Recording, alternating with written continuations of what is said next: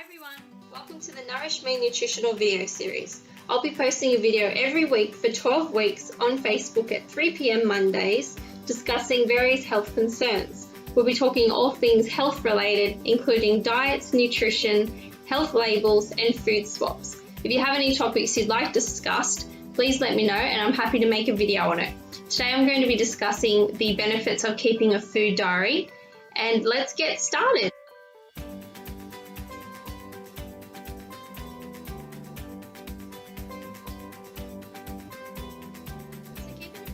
Can be beneficial in achieving your health goals. As nutritionists, we use this as a powerful tool to help aid our clients in the compliance and achieving their treatment aims and goals.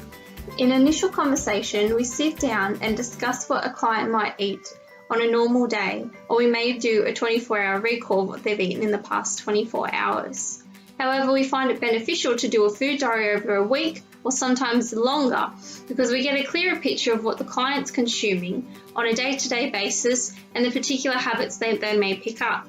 We can also correlate symptoms that they're presenting to us with the foods that they're eating. Sometimes it's not always apparent why you're feeling a certain way until you wrote it down and you've been able to have a look closely at what you're eating and how you're feeling and find the simulation as to why this is occurring. This is a typical food diary that I've drawn up. There are various types and you can just use a notebook if you wish. All you need to do is write down what you're eating, but it's clear and precise, and you want to make sure that you're specific with various things. Sometimes it's not enough just to say I had a salad and chicken for lunch. You need to let us know. You need to say I've had chicken breast and I had a salad that consisted of spinach, kale, carrot, tomato and red onion. This helps us immensely, and it can also help you to find out what foods are working for your body and what foods aren't. How can keeping a food diary benefit you? Sometimes it's a powerful tool in achieving our health goals. It is time consuming, so you need to be sure that this is what you want to do. You're also able to trial it for a little while and see if it makes a difference to helping you achieve your goals and it helps in your day-to-day basis. Sometimes my clients find it a little time consuming and they don't want to be setting aside time to write down what they've eaten, and they find that they're often forgetting and then they have to fill in a couple of days worth of food. This isn't for everyone, but it can be quite beneficial for some people, especially if you're the type of person that needs lists and you need to see things for yourself written in front of you. I have a lot of my clients that keep food diaries for a little while, and when they start and see results and they start and understand why it's been so beneficial for them, they continue to keep their food diary for months on end. This may not be for you, but it's worth giving a go. Sometimes it's helpful to see what you're eating in a day or even a week in front of you. You can have a look, sitting down, looking at what you've eaten, and figure out why you might be feeling the way you feel. For example, if you're the type of person that experiences headaches on a regular basis, it might be beneficial to sit down and see that perhaps you're maybe not consuming enough water or you're not getting enough fruits and vegetables in your day. I found some people find that they get bloating of an afternoon and they weren't sure what foods were causing it.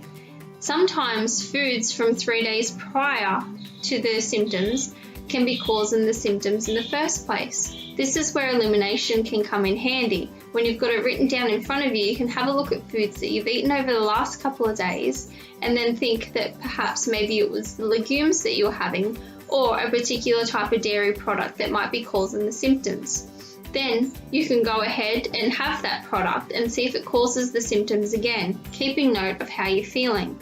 Sometimes these type of food diaries are beneficial for those who are insensitive to certain foods such as gluten or dairy, but they haven't had a diagnosis. Then it can be beneficial to sit down and have a look at the dairy products you're consuming along with the whole grains and decide which products are working for you and which products aren't. In holistic health, things take time. We're not a quick solution and we try to adapt to the person and the individual needs. Sometimes it can take weeks, months or even years to find why we're experiencing particular symptoms and to work out what foods help nourish our body and what foods aren't. Using a food diary can be a powerful tool in speeding up and finding out what is causing the symptoms and why we feel the way we feel. Sometimes it can be used in the short term, you may even use it in the long term. Whatever helps you achieve your goal, always consider a food diary. Thank you for watching today. I hope you have a lovely day. I look forward to seeing you in the next video. Take care. Bye.